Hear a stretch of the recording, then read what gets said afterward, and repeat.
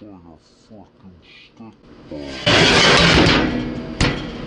there all Q-tubers, just wanted to give you a quick heads up and a quick and easy fix for this burn hazard on this Camp Chef Woodwind Pro 24. If you use this smoke box the way it's designed and you pull it out, I mean the way that this is designed, and it drops down. You know, I learned the very first time I used it and I burned my pinky there.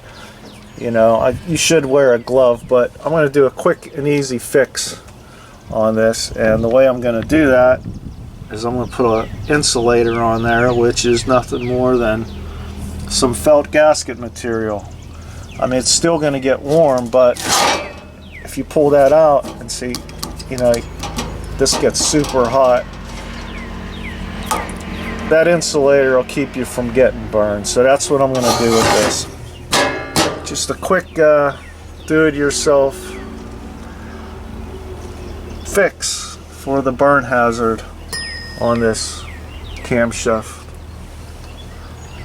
Woodwind Pro. Well, there it is, folks, my quick and easy fix for this burn hazard. Now I can pull that out, and if my hand slips, drops down, you know, you try to take this out, the weight is just so great. There's no way you could hold that up with 2 fingers. It's going to drop down, and see what happens. So now you can touch that.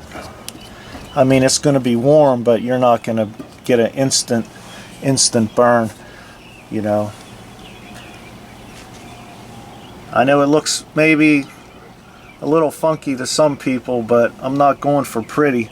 I'm going for effective. Because, you know, you're barbecuing, you might have a couple cold ones.